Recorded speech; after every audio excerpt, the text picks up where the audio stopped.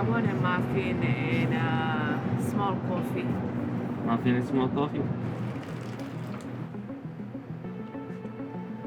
Before you came to the US, what did you imagine it was going to be like? Oh, before I came, like I imagined like America is like look like heaven. Heaven? Yeah, they say like that. Kebram Hailemariam and his family fled Eritrea in 2012 because of religious persecution. They ended up in Sudan and then Ethiopia before winning a visa to the US. They were sent here to Clarkston, Georgia. Clarkston is home now. Yeah, What are your goals? What do you want to do?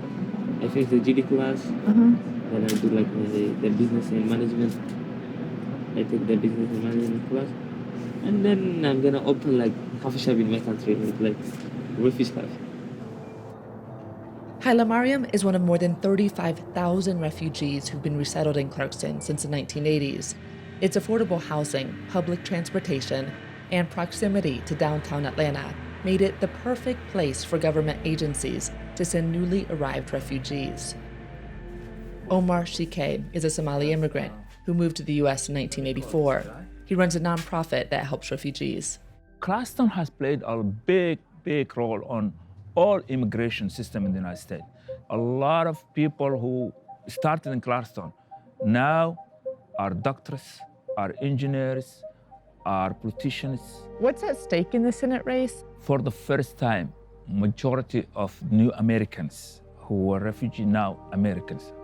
Now they understand. This year, everybody is waking up. This vote is the most important thing I think my life, that I will cast. And every new American think that way. You know, I have never voted runoff, to tell you the truth. But this You've time, never voted in a runoff? in a runoff, but I will vote this time. Georgia has the fastest growing population of immigrants who are eligible to vote. And Clarkston, which has been called the Ellis Island of the South, might provide a glimpse at the future of the nation too. President Trump capped the number of refugees allowed to enter the US at 15,000 per year, an historic low and something President-elect Biden promises to increase. The Biden-Harris administration will restore America's historic role in protecting the vulnerable and defending the rights of refugees everywhere, and raising our annual refugee admission target to 125,000. Clarkston is, in many ways, a model of success for other U.S. towns that might soon be welcoming more refugees.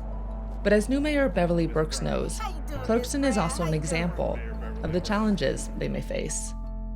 What is a relationship like between U.S.-born residents of Clarkston and foreign-born refugees? Well, it's a complicated relationship. We have a lot of nonprofit organizations that provide services more to our refugee community versus our African American community. And so with that, that poses some challenges. Whoever is in our community, we need to make sure that they have access to the things for equity in their lives. In school, I was taught that we are a country of immigrants, as were most school kids. And yet we've seen sort of a different vision over the last 4 years, one of America First that doesn't include immigrants. And Clarkston seems to me a different vision of the United States. Clarkston is the United States. It's not a different vision. Clarkston is people who've come from different parts of the world. We've had people from more than 50 different countries that have touched 6 different continents. So when you think of America, we are America.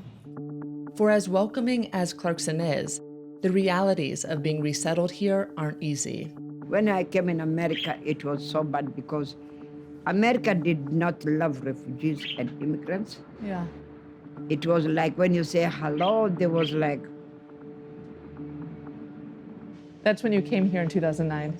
My neighbors stood both left and right, Americans. I want to be friends with them, but there was like, I know that you've been through an enormous amount of hardship, and you had 10 children. They killed them one day. In one day? One day. There was 5 sets of twins, but they're not coming back.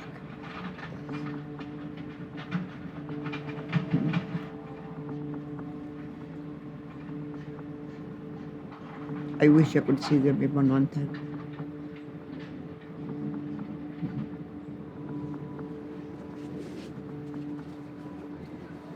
You have such an optimistic spirit, despite that.